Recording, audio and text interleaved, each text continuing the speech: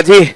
तो भाई हम लोग पढ़ रहे थे पजल चैप्टर, और पजल चैप्टर को पढ़ते हुए हमें 2 दिन हो चुके हैं, है ना। और जो दोनों ही लेक्चर थे बेटा वो बैंकिंग पीओ के लेक्चर नहीं थे। हमने पजल 2 दिन पढ़ा, और दोनों दिन जो लेक्चर्स थे पजल के वो नॉन बैंकिंग एग्जाम से रिलेटेड थे। यानी कि अगर आप बाकी जो एग्जाम्स आप देते हो, ठीक है, बैंकिंग के अलावा जितने भी एग्जाम दे रहे हो, अभी सिर्फ उसी लेवल की पजल हमने पढ़ी है, ठीक है।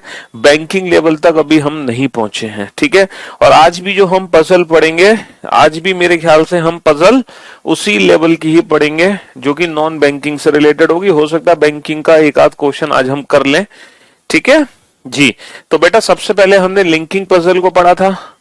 दिनेश, स्वीटी, संतोष, गुलफ्सा, धीरज, जयदीप, पंकज, सबसे पहले हमने कौन सा पढ़ा था? सबसे पहले हमने पढ़ा था लिंकिंग पजल। कॉलम मेथड हम बनाते हैं। राइट हैंड साइड पे हम वो इन्फॉर्मेशन लिखते हैं जो कंडीशन फेवर में हो, लेफ्ट हैंड साइड पे हम वो इन्फॉर्मेशन लिखते हैं जो कंडीशन फेवर में ना हो, ठीक है। हाँ जी। तो लिंकिंग पजल के बाद फिर हमने ग्रुपिंग पजल पढ़ी, और ग्रुपिंग के बाद हमने एक फ्लोर पजल का भी क्वेश्चन किया था बीच में, जो कि बिल्कुल बेसिक सा क्वेश्चन था। फिर उसके बाद हम पहुंच गए कंपैरिजन पजल पे, है ना। तो लिंकिंग, ग्रुपिंग और कंपैरिजन, ये 3 पजल हम लोग पढ़ चुके हैं पिछले 2 दिनों में, ठीक है। और मैं उम्मीद करता हूं कि आप लोग आराम से इन क्वेश्चंस को बना भी रहे हो। ये क्या हुआ?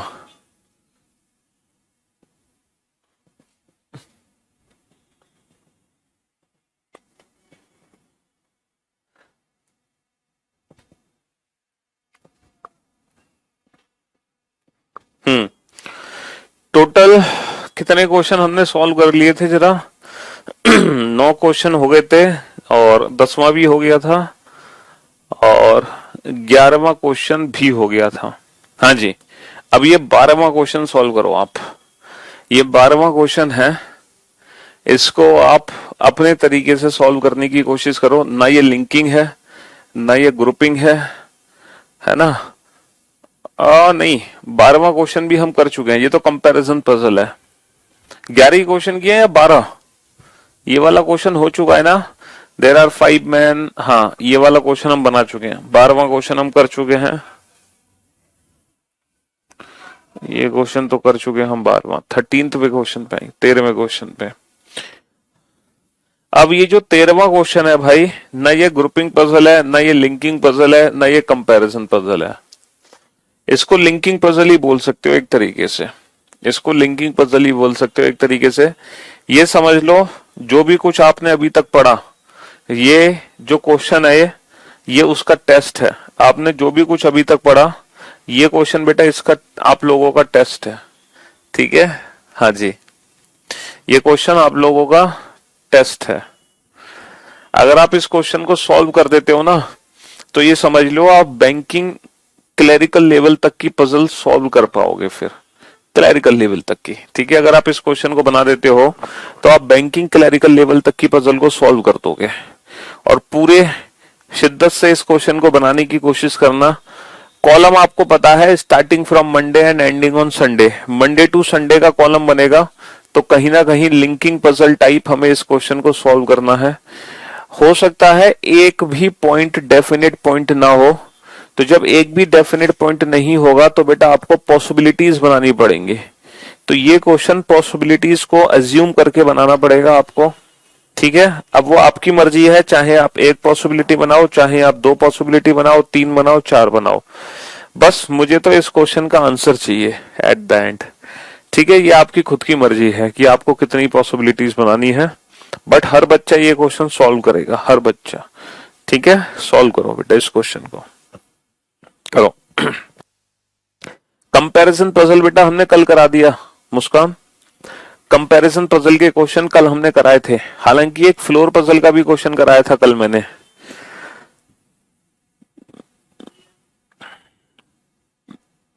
तो कंपैरिजन फ्लोर ये कल हम पढ़ा चुके हैं।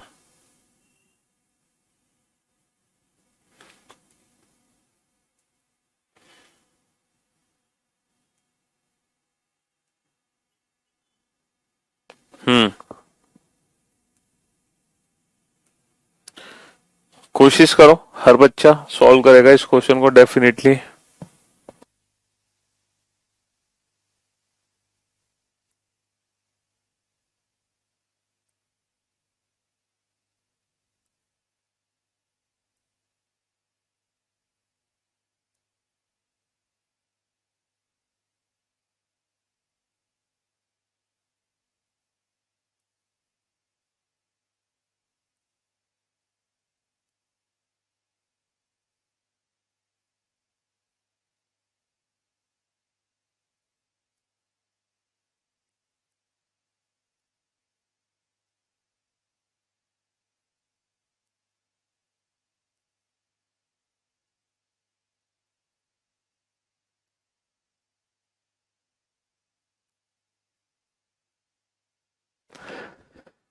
सर मेरी कल की क्लास मिस हो गई थी, तो क्या मैं आज की क्लास पहले ले सकती हूँ? हाँ बिल्कुल ले सकते हो आप बेटा। आज की क्लास, अगर आपकी कल की क्लास मिस हो गई तो आप आज की क्लास अटेंड कर सकते हो, कोई दिक्कत नहीं है।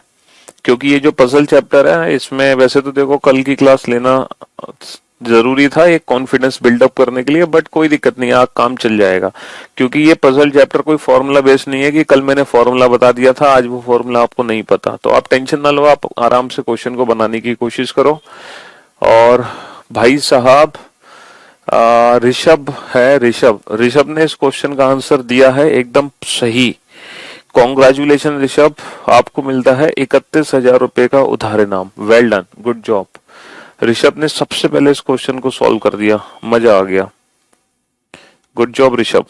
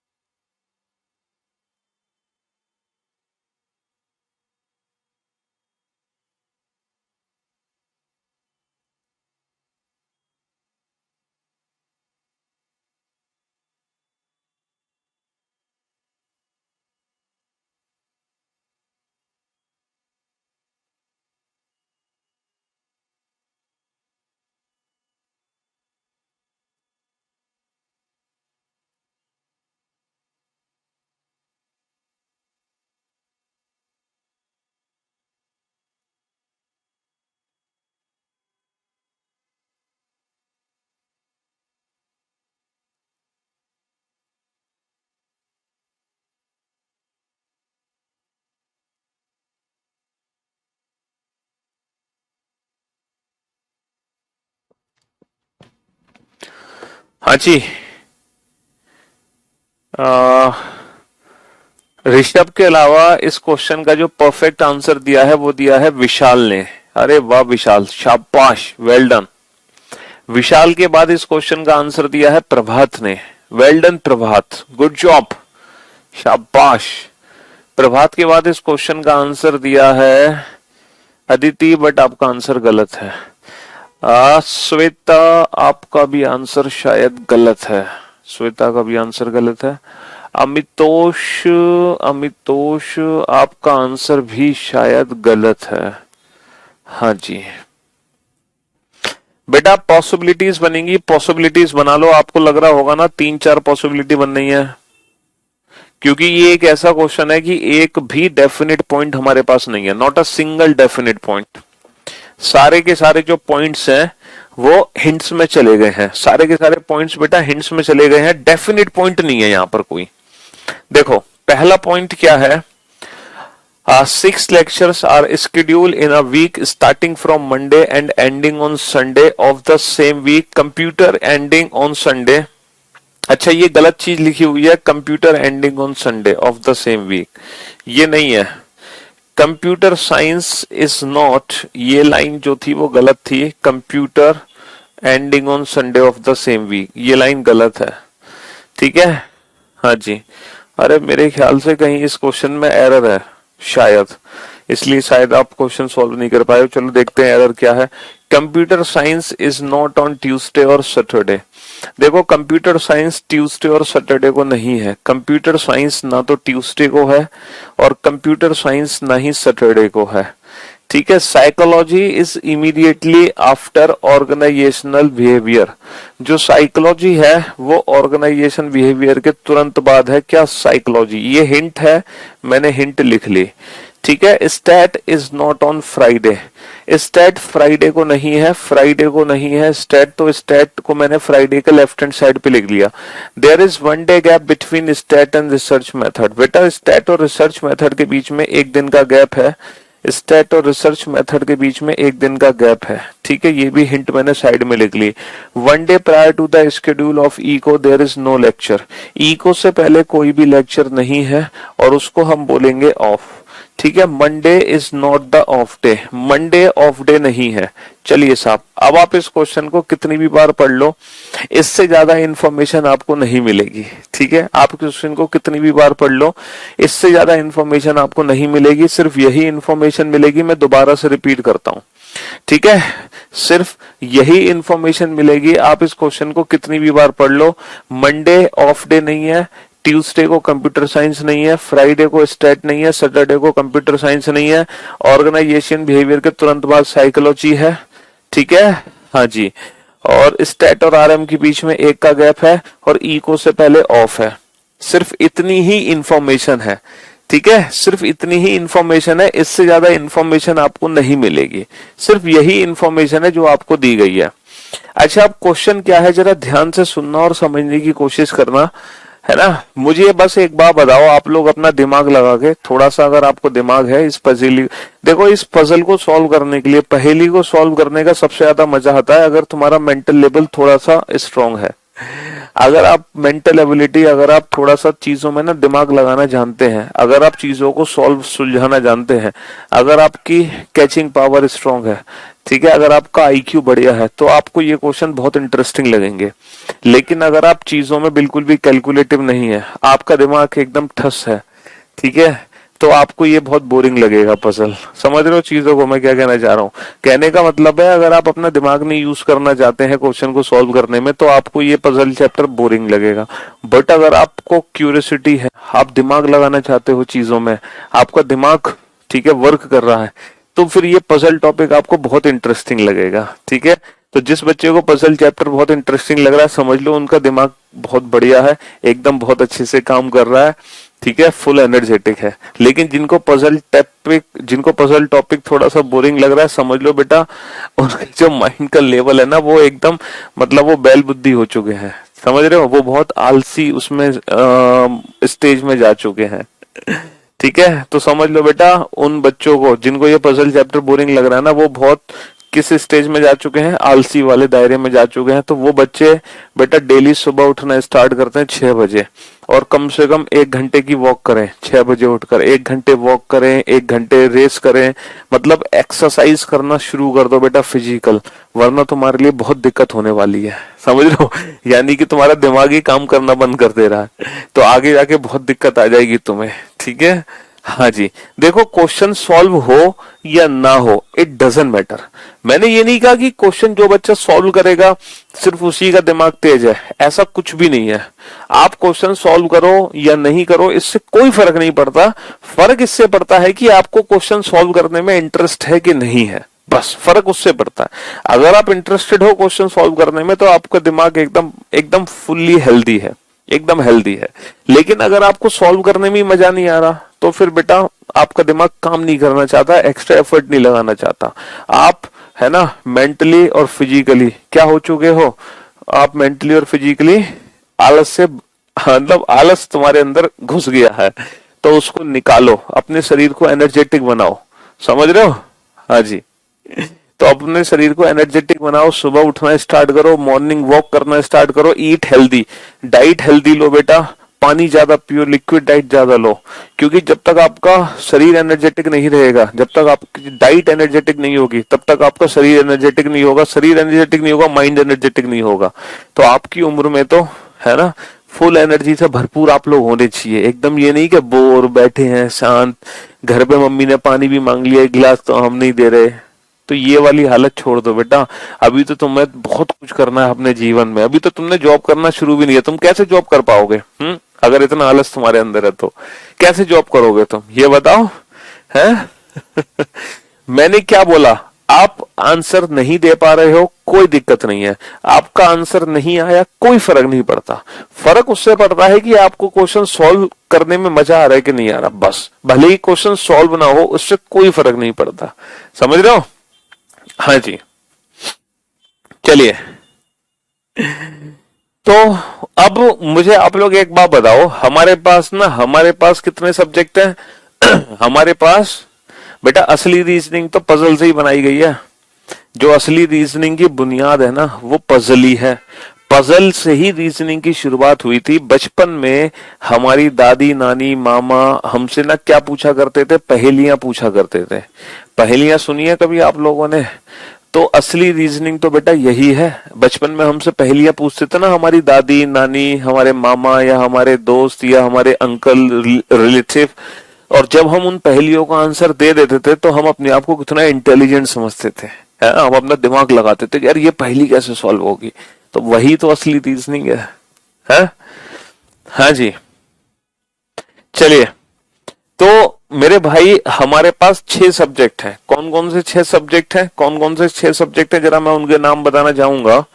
हमारे पास 6 सब्जेक्ट हैं। 6 सब्जेक्ट के नाम लिख लो बेटा।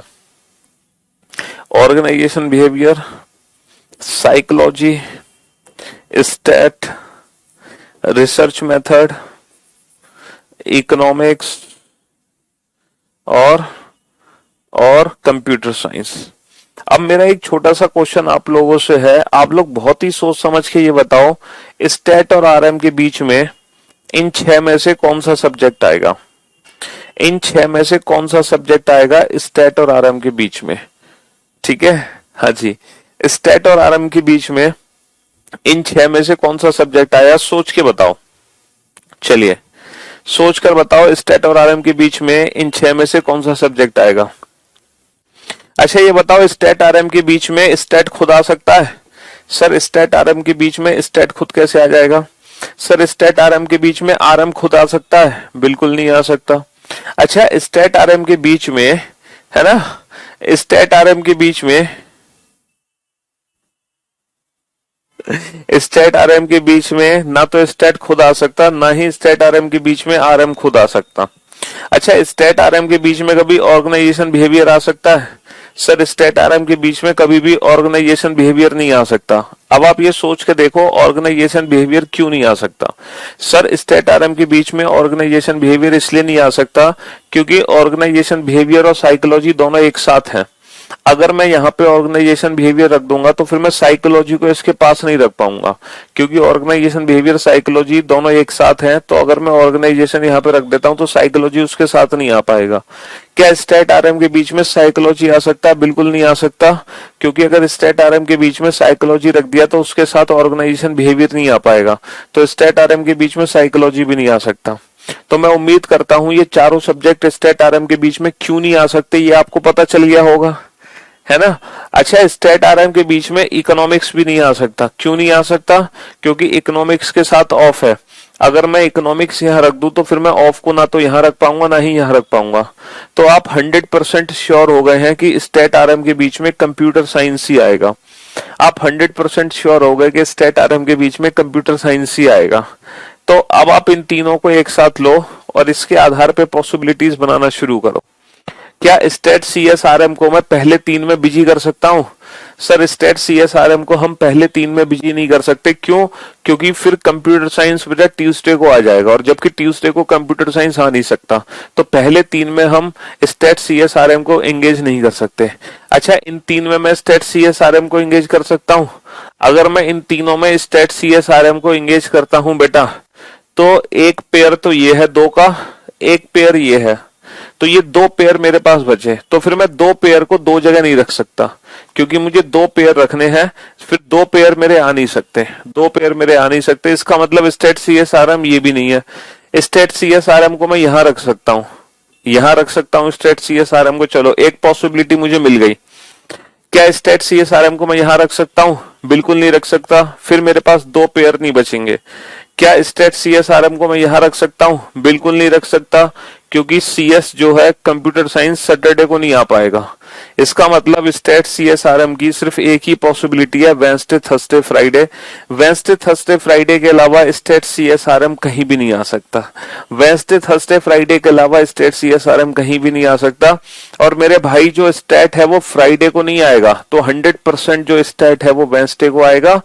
और ये कंप्यूटर साइंस हो गया और ये हो गया RM। चलिए अब ये दो पेयर को अप्लाई करो। बेटा इकोनॉमिक्स से पहले ऑफ, मुझे एक बार बताओ, इको से पहले ऑफ यहां आ सकता है? सर कभी नहीं आ सकता। इको से पहले ऑफ यहां नहीं आ सकता, क्योंकि ऑफ मंडे को नहीं है। तो 100% इको से पहले ऑफ यहां आएगा। 100% इको से पहले ऑफ यहां आएगा। और साइकोलॉजी से पहले ऑर्गेनाइजेशन बिहेवियर यहां आएगा। और ये हमारी अरेंजमेंट हो गई कंप्लीट। ये हमारी अरेंजमेंट हो गई कंप्लीट। अब मैं सच बता रहा हूं, जब हम कोई भी पजल सॉल्व करते हैं ना, तो लाइफ में एक अलग लेवल का कॉन्फिडेंस हमें हमारे अंदर आता है। हमें खुद पर भरोसा होने लगता है कि हाँ, हमारा दिमाग भी काम कर रहा है। ठीक है। तो जब हम पजल के चैप्टर्स को, बेटा अगर आपको डायरेक्ट फॉर्मूला पता है और फॉर्मूला अप्लाई करके आप आंसर दे रहे हो, तो उसमें आपका दिमाग काम नहीं कर रहा। आपका दिमाग क्या कर रहा है? कॉपी कर रहा है। कॉपी आप क्या कर रहे हो? कॉपी पेस्ट कर रहे हो, है ना भाई। जहां पर आपको पहले से फॉर्मूला पता है, वो फॉर्मूला अप्लाई कर रहे हो, तो वो तो दिमाग आपका कॉपी पेस्ट कर रहा है। लेकिन जो असली दिमाग काम करता है वो यहां करता है, जो चीजों को मैनेज करता है ना। जी हाँ, इसीलिए पजल के क्वेश्चन को सॉल्व करने की कोशिश किया करो। क्यों? क्योंकि बस अगर आपके एग्जाम में भी ये क्वेश्चन नहीं आ रहा है, तो कम से कम कॉन्फिडेंस तो आपके अंदर आ रहा है कि जी हाँ सर, मेरा दिमाग तेज है सर, मैं कुछ भी सॉल्व कर सकता हूं। तो वो कॉन्फिडेंस आपके अंदर आ जाएगा। हाँ, इकोनॉमिक्स बेटा इसलिए कट किया गया था क्योंकि इकोनॉमिक्स के साथ ऑफ है। इकोनॉमिक्स के साथ ऑफ है। अगर मैं यहाँ इकोनॉमिक्स को रख दूंगा तो बेटा फिर मैं ऑफ को कहाँ रखूंगा? ऑफ ना तो यहां आ सकता, ऑफ ना तो यहां आ सकता। ऑफ और इकोनॉमिक्स दोनों एक साथ हैं, इसलिए यहाँ पे इकोनॉमिक्स भी नहीं आ सकता। इसलिए यहाँ पे इकोनॉमिक्स भी नहीं आ सकता। ठीक है। बस आपको एक छोटा सा काम करना है कि इन तीनों की संभावनाएं बनानी है। पहले आप इन तीनों को मंडे ट्यूसडे वेंसडे में एंगेज करो। फिर आप इन तीनों को ट्यूसडे वेंसडे थर्सडे में एंगेज करो। फिर आप इन तीनों को वेंसडे थर्सडे फ्राइडे में एंगेज करो। फिर आप इन तीनों को थर्सडे फ्राइडे सैटरडे में एंगेज करो। फिर आप इन तीनों को फ्राइडे सैटरडे संडे में एंगेज करो। आपको पता चल जाएगा कि ये तीनों सिर्फ वेंसडे थर्सडे फ्राइडे के अलावा बाकी कहीं भी नहीं आएंगे। बाकी कहीं भी नहीं आएंगे। ठीक है। हाँ जी, गर्लफ्रेंड की याद आ रही है बहुत सारी, जिससे माइंड कंसंट्रेट नहीं हो पा। तुम बेटा चुल्लू अरमानी लो और तुम उसको पी जाओ, है ना। हाँ जी, और तुम अपने गर्लफ्रेंड के बच्चों के लिए, बच्चों के मामा बनने के लिए तैयार रहो। तुम्हारे लक्षण ऐसे हैं, तुम बेटा मामा बनोगे बहुत जल्दी अपनी गर्लफ्रेंड के बच्चों के। हाँ जी।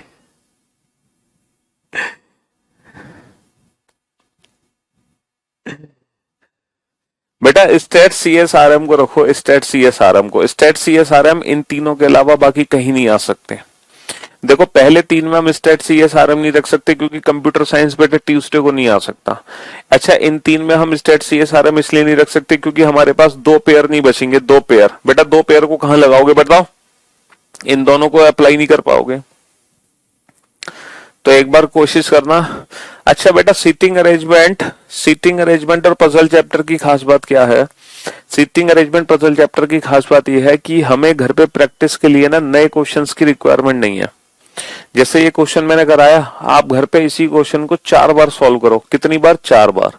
सीटिंग अरेंजमेंट और पजल चैप्टर में हमें यही करना होता है कि हमें ज्यादा नहीं, हमें हमारे पास कम ही क्वेश्चन हो, लेकिन हम एक ही क्वेश्चन को बार बार सॉल्व करेंगे। ठीक है, बार बार। मतलब सीटिंग अरेंजमेंट का क्वेश्चन हो या पजल का क्वेश्चन हो, हमेशा याद रखना जब हम प्रैक्टिस करते हैं ना, तो हम एक ही क्वेश्चन को कम से कम कितनी बार सॉल्व करते हैं? 3 या 4 बार। कम से कम 3 या 4 बार। जी हाँ, भले ही आप क्वेश्चन पहली बार में सॉल्व कर दो, लेकिन उसके बाद उस क्वेश्चन को दोबारा सॉल्व करो, तीसरी बार सॉल्व करो, चौथी बार सॉल्व करो। जी हाँ, कम से कम 4-4 बार हर क्वेश्चन सॉल्व करना है सीटिंग अरेंजमेंट पजल का। ठीक है, इससे क्या होगा, इससे ये फायदा मिलेगा कि आप क्वेश्चन को पढ़ना सीखोगे। बहुत सारे बच्चे तो क्वेश्चन पढ़ना ही नहीं जानते हैं, समझ रहे हो, वो पढ़ कुछ और रहे हैं, समझ कुछ और रहे हैं।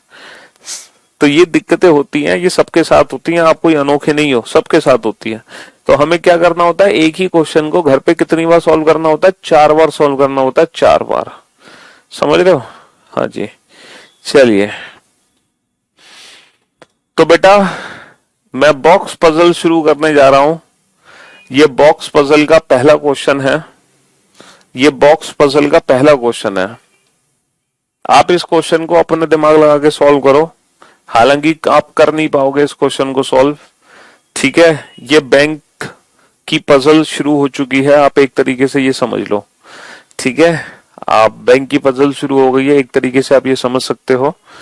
ठीक है, एक बार 2 मिनट के लिए एक छोटी सी कोशिश आप लोगों की तरफ से बनती है, फॉर 2 मिनट्स ओनली। उसके बाद फिर मैं सॉल्व करवाऊंगा। कम से कम 2 मिनट में आपके दिमाग में ये इंफॉर्मेशन तो भर जाएगी। ये बॉक्स पजल का क्वेश्चन है, बॉक्स पजल हम शुरू कर चुके हैं और यहां से बैंकिंग की पजल स्टार्ट होती है।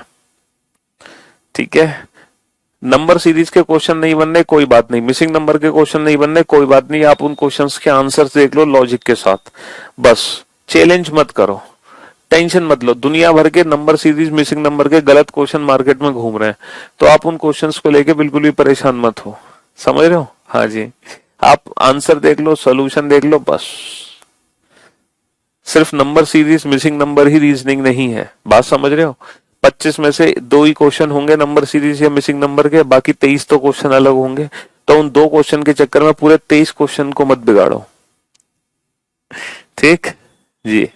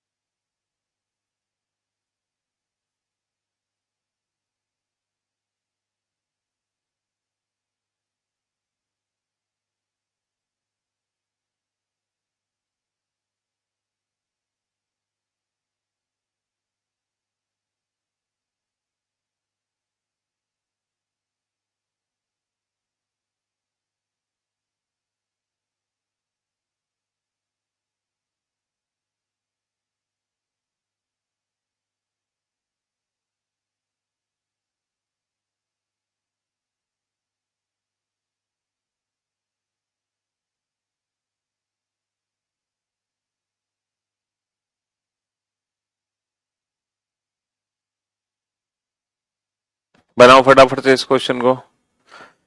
क्या बैंकिंग का लेवल सी सेट से ऊपर आता है? अरे यार, सी सेट का कोई लेवल थोड़ी है भाई। सी सेट में तो नॉर्मल रीजनिंग आती है, जो एसएससी में आती है ना, वो आती है सी सेट में रीजनिंग। एक आध क्वेश्चन है थोड़ा सा घुमा के आता है सी सेट में, बस एक आध क्वेश्चन आता है tricky.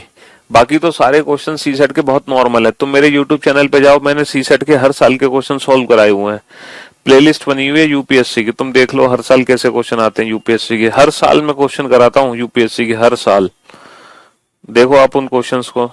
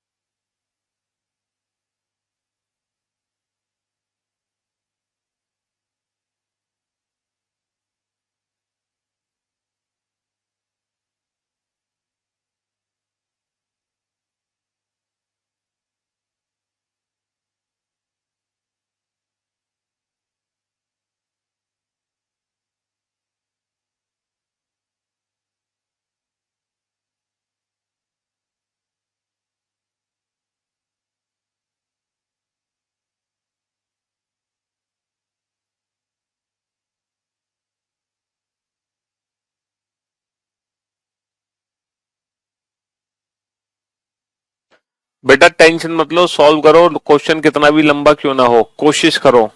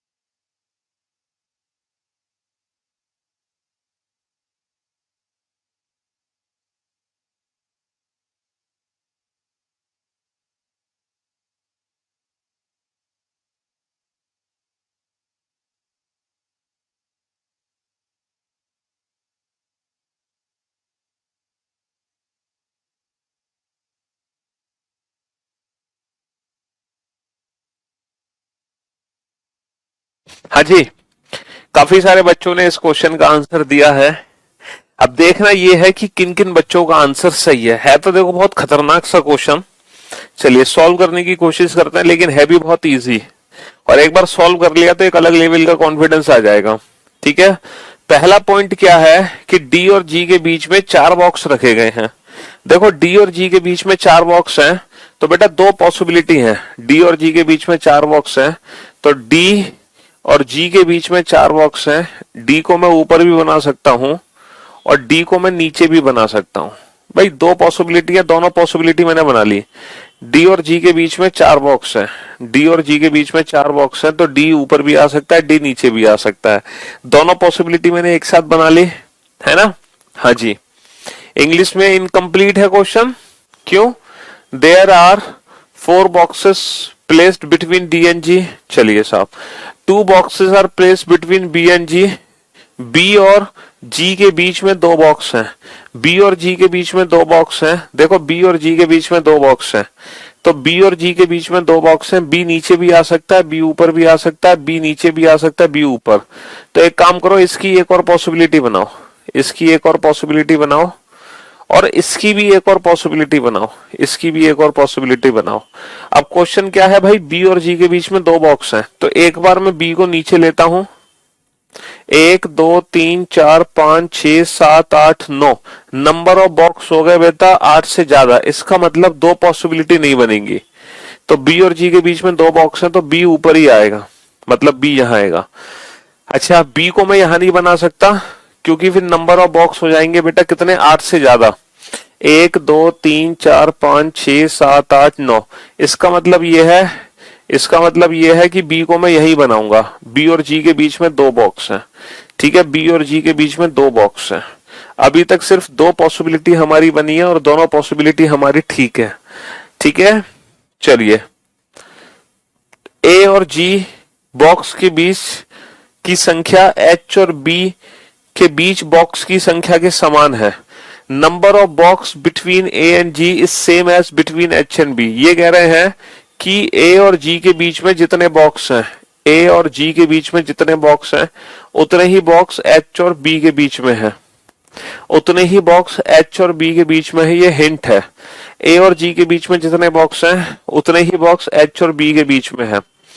A is placed above G, A box को जी से ऊपर रखा गया है, A is placed above G. देखो, जो ए को ना जी से ऊपर रखा गया है, ए को कहां रखा गया है, जी से ऊपर, ये भी हिंट है। 2 boxes are placed between A and H, A और एच के बीच में 2 बॉक्स रखे गए हैं। देखो, ए और एच के बीच में 2 बॉक्स रखे गए हैं, ये भी हिंट है हमारे लिए, ए और एच के बीच में 2 बॉक्स रखे गए हैं, है ना। C is placed just above G, C box को जी के ठीक ऊपर रखा गया है, तो जी के ठीक ऊपर किसको रखा गया है, सी को। जी के ठीक ऊपर किसको रखा गया है, सी को, जी के ठीक ऊपर सी को रखा गया है। ई और बी के बीच बॉक्स की संख्या कम से कम 2 है, ई और बी के बीच में बॉक्सों की संख्या 2 या 2 से ज्यादा है, ई और बी के बीच में बॉक्सों की संख्या 2 या 2 से ज्यादा है। बस यही था, इतना ही हमसे सॉल्व हुआ, इसके अलावा हमसे सॉल्व नहीं हुआ। इतना आप लोगों ने कर लिया सॉल्व, ये बताओ, अगर आप लोगों ने इतना भी क्वेश्चन सॉल्व कर लिया तो भी आप बेटा एकदम ओके चल रहे हो। अगर आप सिर्फ इतना भी क्वेश्चन बना पाए हो ना, तो भी आप एकदम ओके चल रहे हो, आपके अंदर कोई कमी नहीं है। बट अगर आप इतना भी नहीं बना पाए हो, अगर आप इतना भी नहीं बना पाए हो, तो बेटा कुछ गड़बड़ है, फिर तो पढ़ने और समझने में गड़बड़ है, उसको ठीक करो, ठीक है। चलिए, अब हम क्वेश्चन कैसे बनाएं। देखो, ए और जी के बीच में, ए और जी के बीच में जितने बॉक्स हैं, उतने ही बॉक्स एच और बी के बीच में है, उतने ही बॉक्स एच और बी के बीच में है, और ए और एच के बीच में 2 बॉक्स हैं। इन पॉइंट्स का यूज करते हैं, ए को जी से ऊपर रखना है, 1 2 3 4 5 6 7, तो 100% ए यहां आएगा, 100% ए यहां आएगा, क्योंकि 8 हो गए ना, 8। अब देखो, ए और जी के बीच में जितने बॉक्स है, ए और जी के बीच में जितने बॉक्स है, 1, उतने ही बॉक्स एच और बी के बीच में होंगे, तो एच और बी के बीच में भी उतने ही बॉक्स हैं, एच और बी के बीच में भी 1 है ना। ए और एच के बीच में 2 बॉक्स हैं बेटा, ए और एच के बीच में 2 बॉक्स हैं। कहने का मतलब ये है, ये वाली कंडीशन भी सेटिस्फाई है, ये वाली कंडीशन भी सेटिस्फाई है यहां पर। अब आ जाओ यहां पर आ जाओ, जी से ऊपर ए को रखना है, जी से ऊपर ए यहां आ सकता है। अगर मैं ए को यहां रख दूं, तो बेटा ए और एच के बीच में 2 बॉक्स हैं। अब एच को मैं 1 2 यहां तो नहीं रख सकता मैं एच को, क्योंकि यहां तो ऑलरेडी डी है। 1 2 यहां मैं एच को रखूंगा, तो मैंने ए को जी से ऊपर रखा यहां पर, और ए और एच के बीच में 2 बॉक्स रखे, तो क्या ये वाली कंडीशन मेरी सेटिस्फाई हो पा रही है? क्या ए और जी के बीच में जितने बॉक्स हैं क्या उतने ही बॉक्स एच और बी के बीच में हैं? सर ये वाली कंडीशन मेरी सेटिस्फाई नहीं हो पा रही। इसका मतलब ये है कि मैं ए को यहां नहीं रख सकता। मैं ए को यहां नहीं रख सकता। क्या मैं ए को यहां रख सकता हूं? अगर मैं ए को यहां रखता हूं तो बेटा ए और एच के बीच में दो बॉक्स हैं। एच को मैं यहां तो रख नहीं सकता, यहां पे तो सी है। एक दो, क्या मैं एच को यहां रख सकता हूं? तो क्या ये वाली कंडीशन मेरी सेटिस्फाई हो पाएगी? ए और जी के बीच में तीन बॉक्स हैं, क्या एच और बी के बीच में भी तीन बॉक्स हैं? यस। इसका मतलब मैं ए को यहां रख सकता हूं। चलो, एक केस पता चल गया हमें ए को रखने का। नेक्स्ट, क्या मैं ए को यहां रख सकता हूं? अगर मैं ए को यहां रखता हूं तो ए और एच के बीच में दो बॉक्स हैं। बेटा एच को यहां नहीं रख सकते क्योंकि यहां पे ऑलरेडी बी है। एच को ऊपर नहीं रख सकते, नंबर ऑफ बॉक्स हो जाएंगे बेटा 8 से ज्यादा। इसका मतलब मैं ए को यहां नहीं रख सकता। क्या मैं ए को यहां रख सकता हूं? अगर मैं ए को यहां रखूंगा तो एच को यहां रखना पड़ेगा। ए और एच के बीच में दो बॉक्स हैं। तो क्या अब ये वाली कंडीशन मेरी सेटिस्फाई हो पाएगी? क्या ए और जी के बीच में जितने बॉक्स हैं उतने बॉक्स एच और बी के बीच में? नहीं, नहीं हो पाएगी। इसका मतलब ये है सर 100% जो ए है, 100% ए सिर्फ यहां आएगा, इसके अलावा ए कहीं नहीं आ सकता। इसके अलावा ए कहीं भी नहीं आ सकता। There are at least two boxes between G and B, E and B. E आएगा E. There are two boxes between E and B. There are at least two boxes between E and B. हम्म, चलिए, इसका मतलब 100% में A को यहां रखूंगा। इसका मतलब 100% में A को यहां रखूंगा, इसके अलावा ये कहीं नहीं आ सकता। अच्छा, अब A और H के बीच में दो है। H को कहां रखोगे फिर? 100% यहां रखोगे। अब ये वाली कंडीशन सेटिस्फाई हो रही है। ए और जी के बीच में जितने बॉक्स हैं तीन, उतने ही बॉक्स बेटा एच और बी के बीच में है तीन, बिल्कुल।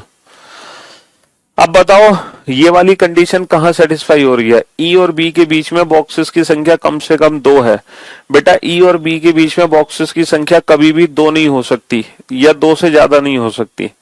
और यहां पर ई और बी के बीच में बॉक्सेस की संख्या कम से कम दो हो सकती है। और पर्सन कौन सा बचा? A B C D E F. ये एफ आ गया और ये अरेंजमेंट हमारी सही हो गई। ये एफ आ गया और ये अरेंजमेंट हमारी सही हो गई। और ये अरेंजमेंट हमारी सही हो गई, एकदम परफेक्ट। ये अरेंजमेंट हमारी सही हो गई। Question number 14।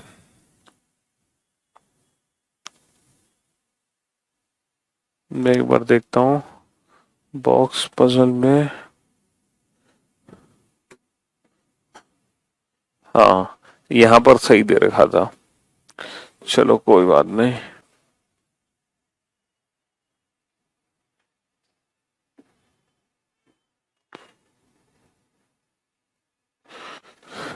अब आप इस क्वेश्चन को बना लोगे बॉक्स पजल के, ठीक है?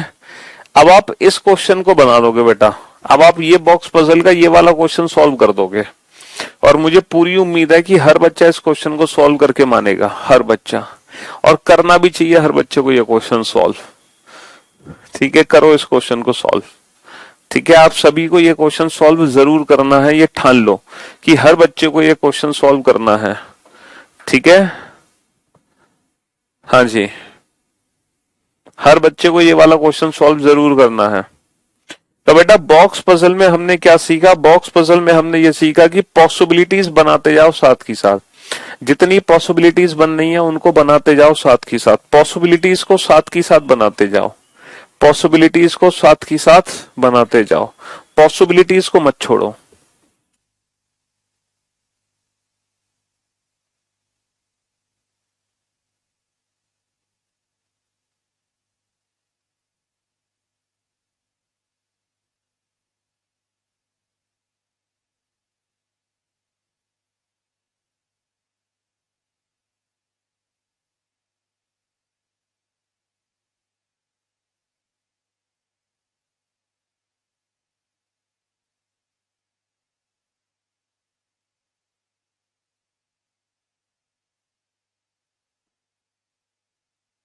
बेटा ये बैंकिंग पजल शुरू हो चुकी है। अब बॉक्स पजल का मतलब बैंकिंग पजल।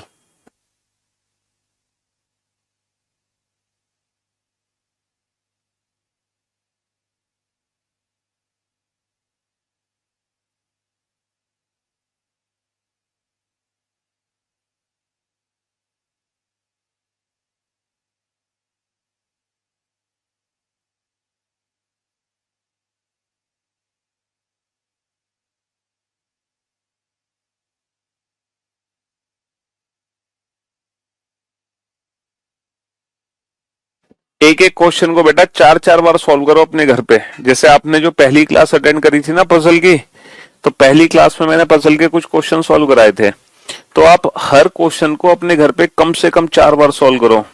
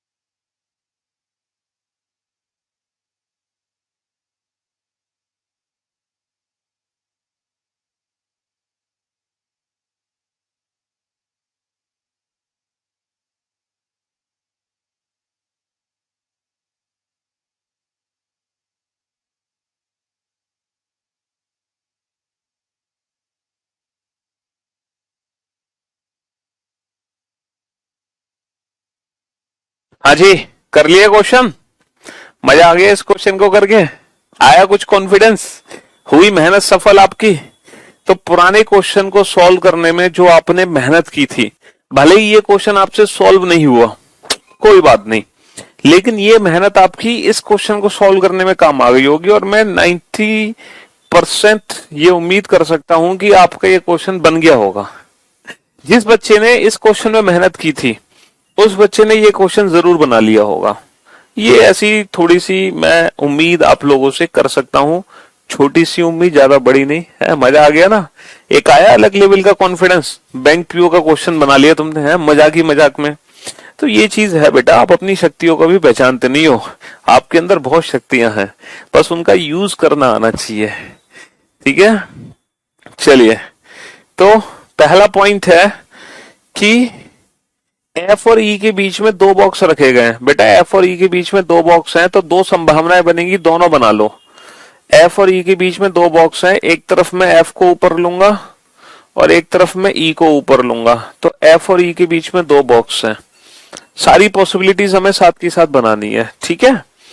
हाँ जी, एफ और ई, एफ को ई के ऊपर रखा गया, लो एफ को ई के ऊपर रखा गया है। एक संभावना तो आधी आधी गलत हो गई, साथ की साथ गलत हो गई। अच्छा, एफ और जी के बीच में एक बॉक्स रखा गया है, एफ और जी के बीच में एक बॉक्स है। अब फिर से पॉसिबिलिटी बना लो, एफ और जी के बीच में एक बॉक्स है। बेटा जी को मैं नीचे भी बना सकता हूं और जी को मैं ऊपर भी बना सकता हूं। एफ और जी के बीच में, एफ और जी के बीच में एक बॉक्स है। जी को मैं नीचे भी बना सकता हूं, जी को मैं ऊपर भी बना सकता हूं। एफ और जी के बीच में एक बॉक्स है। ठीक है, बहुत बढ़िया। तीन बॉक्स ए और एच के बीच में रखे गए हैं। तीन बॉक्स ए और एच के बीच में रखे गए हैं। ए को एफ के ठीक नीचे रखा गया है। एफ के ठीक नीचे ए है, एफ के ठीक नीचे ए है, और ए और एच के बीच में तीन बॉक्स है। ए और एच के बीच में तीन बॉक्स है, तो बेटा एच को मैं नीचे बना दूं। अगर मैं एच को नीचे बना दूं तो 1 2 3 4 5 6 7 8। चलिए, इसका मतलब ये है, इसकी भी पॉसिबिलिटी बनेंगी दो, इसकी भी बनेंगी। पहले इसकी बना लो, एफ ए जी ई।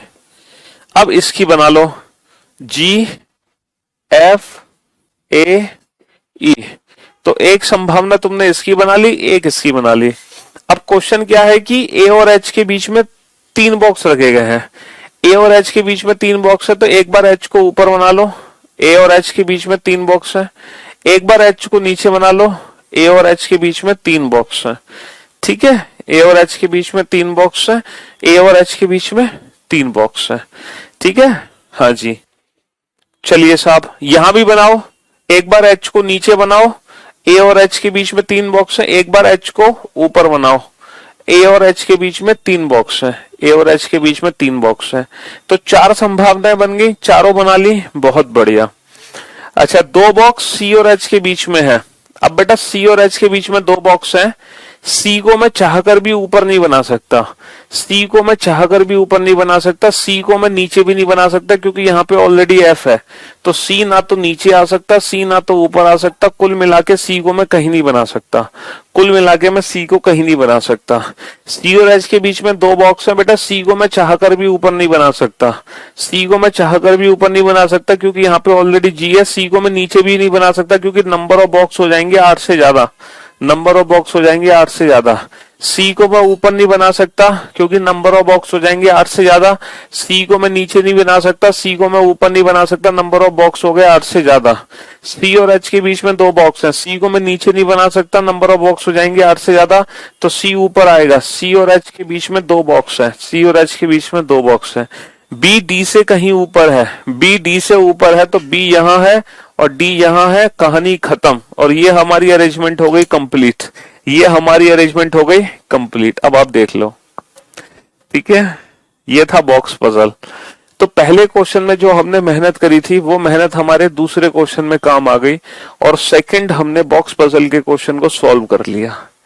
पहले क्वेश्चन को नहीं कर पाए, लेकिन दूसरे क्वेश्चन को हमने सॉल्व कर दिया। अब एक अलग लेवल का कॉन्फिडेंस आया कि नहीं?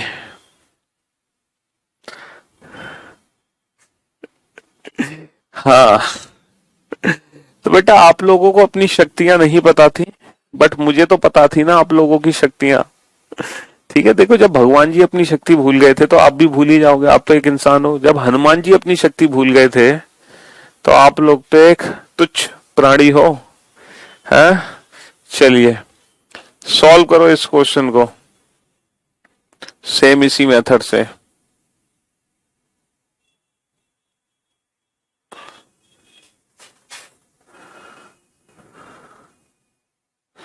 सॉल्व करो, करो कोशिश इस क्वेश्चन को सॉल्व करने की।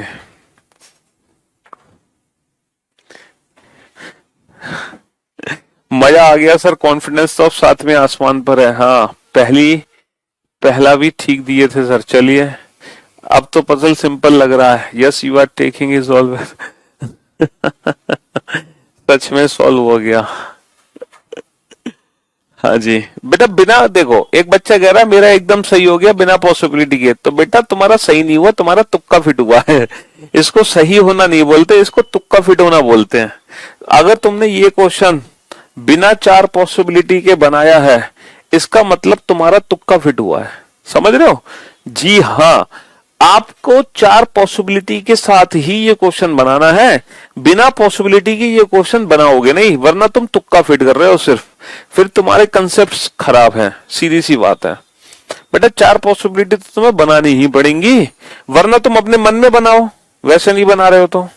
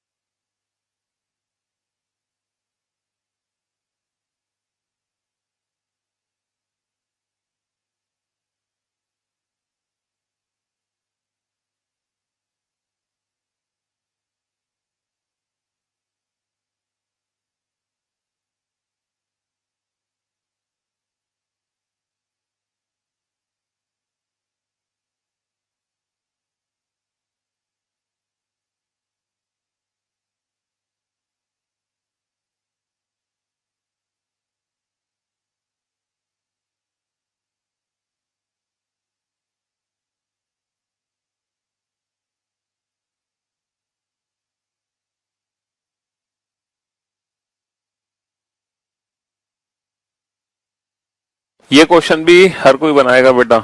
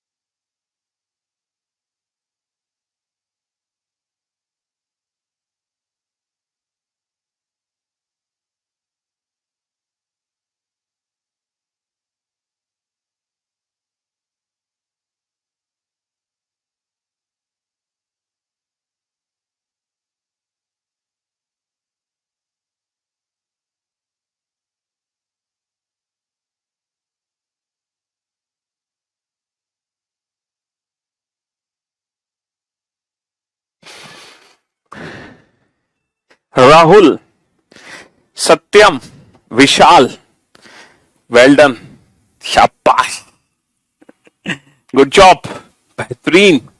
अब आप लोग इंटेलिजेंट हो रहे हो, मतलब एसएससी के क्वेश्चन तो तुम बना नहीं पा रहे थे हैं, और बैंकिंग के क्वेश्चन सॉल्व कर पा रहे हो। क्यों भाई, ये अच्छी चीज है कि एसएससी के क्वेश्चन आप लोगों से सॉल्व नहीं हो रहे थे, लेकिन बैंकिंग के क्वेश्चन आप लोग सॉल्व कर पा रहे हो, हैं? मतलब चैलेंज तुम्हें पसंद है। अनुराग, गुड। क्यों भाई, चैलेंजेस तुम्हें पसंद है, बैंकिंग के क्वेश्चन बना पा रहे हो, गुड जॉब। हाँ जी, तो भाई डी और बी के बीच में 3 बॉक्स हैं, डी और बी के बीच में 3 बॉक्स हैं, 2 पॉसिबिलिटी बनेंगी। डी और बी के बीच में 3 बॉक्स हैं, 2 पॉसिबिलिटी बनेंगी। डी को मैं ऊपर भी ले सकता हूं, डी को मैं नीचे भी ले सकता हूं। ई और बी के बीच में 2 बॉक्स हैं, ई और बी के बीच में 2 बॉक्स हैं। तो ई को मैं अगर ऊपर लूं तो नंबर ऑफ बॉक्स कितने होंगे, 3 और 3 6, यानी कि 2 पॉसिबिलिटी बन जाएंगी। इसकी 2 पॉसिबिलिटी बन जाएंगी, ई और बी। इसकी भी एक और पॉसिबिलिटी बनेगी बेटा, ठीक है। हाँ जी, ई और बी के बीच में 2 बॉक्स हैं, ई को मैं नीचे भी ले सकता हूं और ई को मैं ऊपर भी ले सकता हूं। ई और बी के बीच में 2 बॉक्स हैं, ई को मैं नीचे भी ले सकता हूं और ई को मैं ऊपर भी ले सकता हूं। ई और बी के बीच में 2 बॉक्स हैं। चलिए, ए और एच के बीच में 2 बॉक्स हैं, एच बॉक्स बी के ठीक नीचे है, बी के ठीक नीचे एच है, बी के ठीक नीचे एच है, बी के ठीक नीचे एच है, बी के ठीक नीचे एच है, और ए और एच के बीच में 2 है, ए और एच के बीच में 2 है बेटा। तो ए को मैं नीचे नहीं रख सकता, नंबर ऑफ बॉक्स हो जाएंगे 8 से ज्यादा। तो ए डेफिनेटली कहाँ है, ऊपर। ए और एच के बीच में 2 बॉक्स हैं, ए को मैं नीचे नहीं रख सकता क्योंकि यहाँ पे ऑलरेडी डी है, तो 1 2, ए को मैं ऊपर रखूंगा।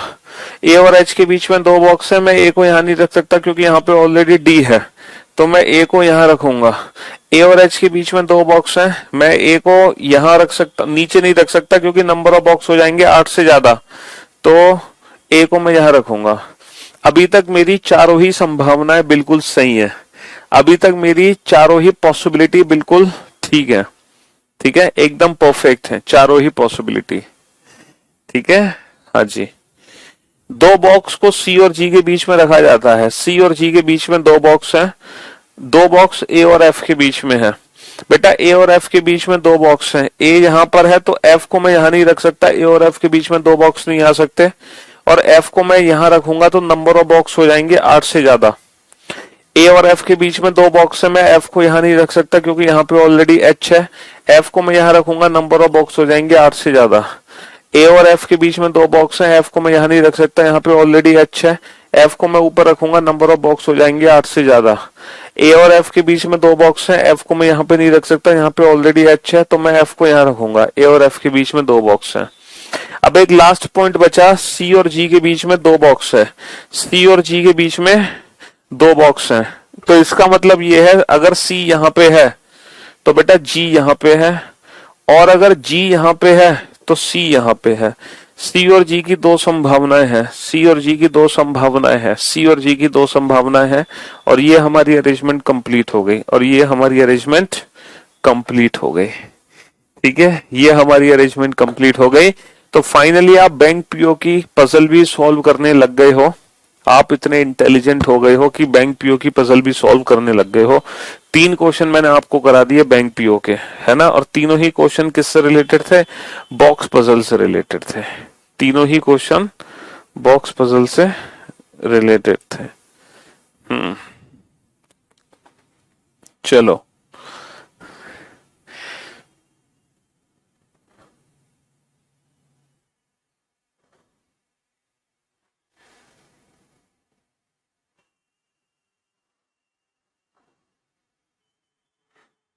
चलिए साहब, इस क्वेश्चन को सॉल्व करने की कोशिश करो। 7 बॉक्स हैं, देखते हैं ये क्वेश्चन आप बना पाओगे कि नहीं। ये भी बॉक्स पजल का क्वेश्चन है बेटा, ये भी बॉक्स पजल का ही क्वेश्चन है। 7 बॉक्स हैं, A B C D E F G H, है ना, A B C D E F, A B C D E F G, 7 box हैं, A B C D E F G are placed one another one, ठीक है, are going to parcel 7 different places M N O P Q R S, ठीक है, box which is being parcel to O, चलिए कोशिश करो इस question को बनाने की। ये भी बैंक पीओ का ही क्वेश्चन है। देखते हैं कि आप क्या इस क्वेश्चन को बना पाएंगे कि नहीं बना पाएंगे। सॉल्व करो।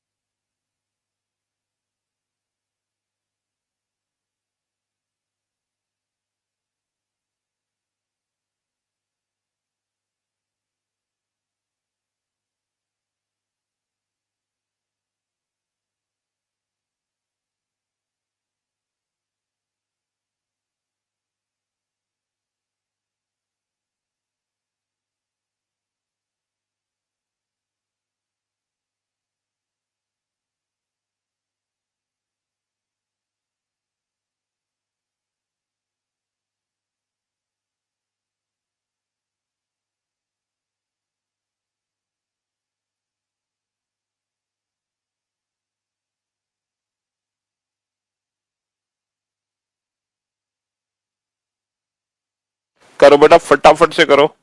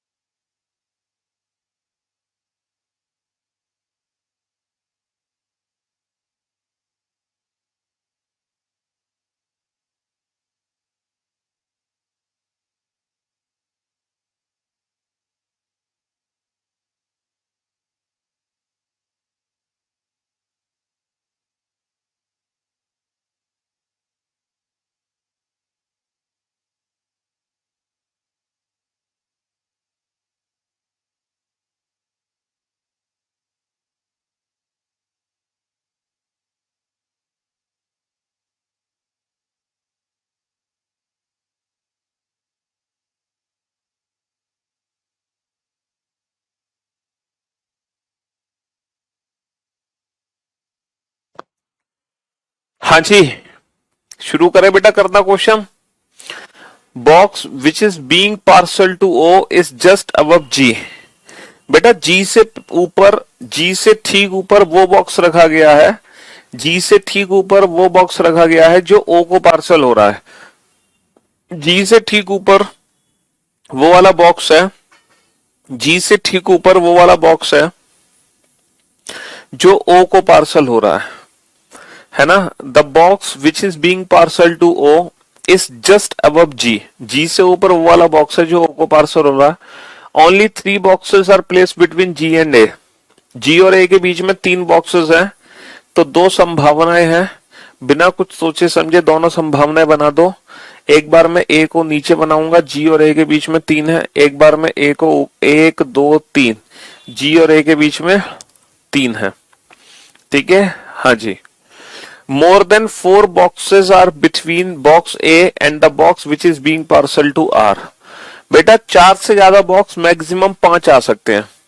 4 से ज्यादा बॉक्स मैक्सिमम कितने आ सकते हैं? 4 से ज्यादा बॉक्स मैक्सिमम बेटा 5 आ सकते हैं। 5, 4 से ज्यादा बॉक्स मैक्सिमम 5 आ सकते हैं मेरे भाई। देखो ए और जो बॉक्स आर को पार्सल हो रहा है उनके बीच में 4 से ज्यादा बॉक्स है। 4 से ज्यादा बॉक्स मैक्सिमम 5 आ सकते हैं। 1 2 3 4 5। और ये जो बॉक्स है ये किसको पार्सल हो रहा है? ये हो रहा है आर को पार्सल। तो बेटा बॉक्स ए और जो बॉक्स आर को पार्सल हो रहा है उनके बीच में 4 से ज्यादा बॉक्स है। 4 से ज्यादा बॉक्स 5 ही आ सकते हैं। क्यों? क्योंकि टोटल ही बॉक्स 7 है। समझ रहे हो भाई? नहीं, 1 2 3 4 5 6 7, तो ये ए है। 1 2 3 4 5, तो ये जो बॉक्स है ये पार्सल हो रहा है बेटा आर को। तो ये दोनों पॉसिबिलिटी हमने अलग अलग बना ली। ठीक है दोस्त, गॉट इट? चलिए next. Box B is being parcel to N and just placed above box F. देखो जो बी है ना वो एन को पार्सल हो रहा है। बी एन को पार्सल हो रहा है, वो ठीक किससे ऊपर है? एफ से ऊपर है। तो ये हिंट है बेटा, ये हिंट हमने साइड में लिख ली है ना। बी एफ यहां भी आ सकता है, बी एफ यहां भी आ सकता है, बी एफ यहां नहीं आ सकता। 2 संभावना है, बी एफ और बी एफ। यहां पर बेटा बी एफ पहली पॉसिबिलिटी, बी एफ दूसरी पॉसिबिलिटी, बी एफ तीसरी। यहां पे 3 संभावनाएं हैं, बी एफ और बी एफ। यहां पे 3 संभावनाएं हैं। तो 3 यहां पे, 2 यहां पे, टोटल 5 पॉसिबिलिटी है। अब 5 पॉसिबिलिटी तो हम बनाने नहीं वाले भाई, 5 पॉसिबिलिटी तो नहीं बनाने वाले। तो आगे बढ़ जाते हैं हम। Only 1 box is placed between F and C. F और सी के बीच में एक बॉक्स है। अच्छा, अब यहां पे हम रख सकते हैं एफ और सी के बीच में बेटा एक बॉक्स है। अब जरा अप्लाई करो। अगर मैं बी को यहां नहीं रख सकता क्योंकि बी से ठीक नीचे एफ नहीं है। अगर मैं बी को यहां रखता हूं तो बी से ठीक नीचे एफ, और फिर एफ और सी के बीच में एक का गैप नहीं आ पाएगा। इसका मतलब बी ना तो यहां आएगा ना यहां आएगा। अच्छा, बी यहां नहीं आ सकता क्योंकि बी से ठीक नीचे एफ नहीं है। अब बी की 2 पॉसिबिलिटी है, 1 2। अगर मैं बी को यहां रखूं तो एफ यहां, और बी को यहां रखूं तो एफ यहां। तो बेटा दोनों पॉसिबिलिटी बना लो। इसकी 2 पॉसिबिलिटी बनेंगी, दोनों बना लो बिना कुछ सोचे समझे। चलिए ये बना ली इसकी।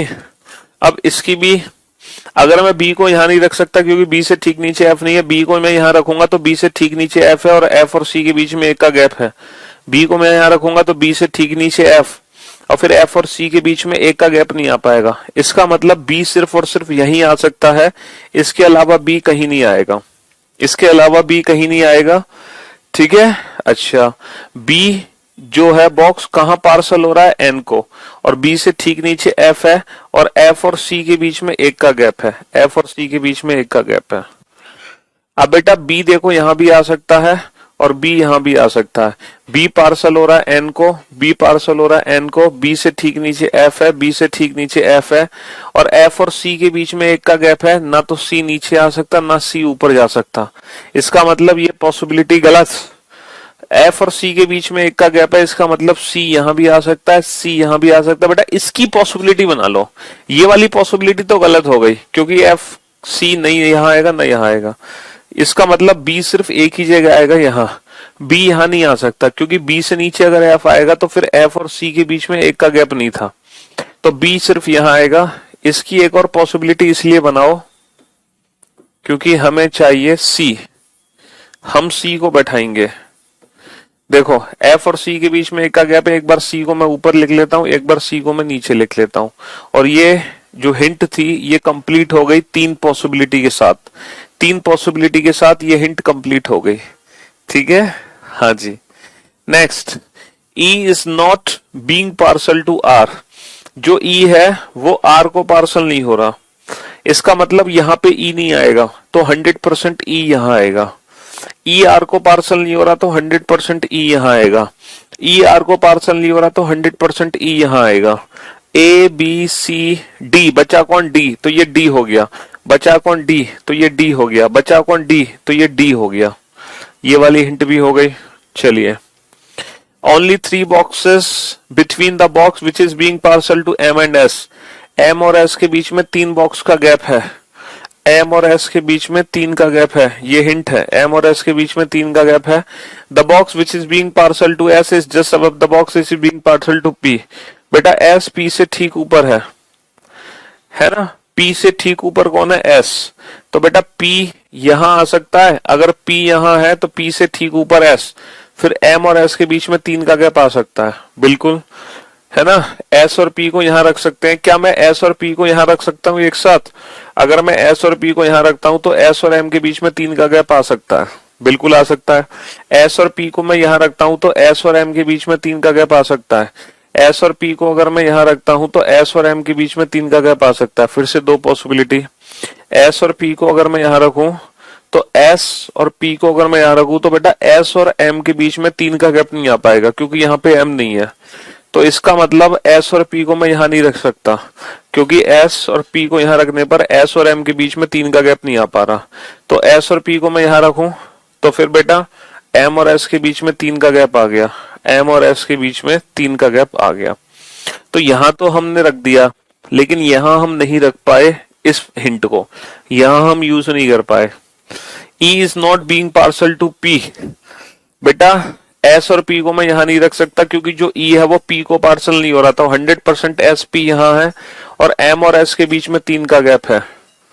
S P को मैं यहां नहीं रख सकता, क्योंकि जो E है वो P को पार्सल नहीं हो रहा, तो 100% S P यहां और M और S के बीच में 3 का गैप है। और बचा कौन, Q, बचा कौन Q, बचा कौन Q।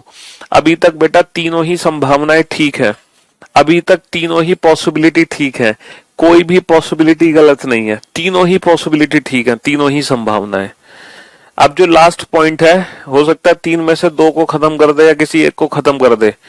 Box which is being parcel to Q is not F. Box which is being parcel to Q is not F. इसका मतलब ये संभावना सही है, ये भी संभावना सही है, और ये संभावना गलत है। जो Q है वो F को पार्सल नहीं हो रहा। इसका मतलब इस क्वेश्चन के बेटा 2 आंसर हैं। इसका मतलब इस क्वेश्चन के कितने आंसर हैं? इस क्वेश्चन के 2 आंसर हैं, और ये दोनों ही आंसर एकदम परफेक्ट है, कोई भी आंसर हमारा गलत नहीं है। बताओ कोई भी आंसर गलत हो तो? कोई भी आंसर गलत नहीं है बेटा, ये दोनों ही संभावनाएं ठीक है। इस क्वेश्चन के 2 आंसर हैं। इस क्वेश्चन के कितने आंसर है? 2 आंसर है, ठीक है। हाँ जी।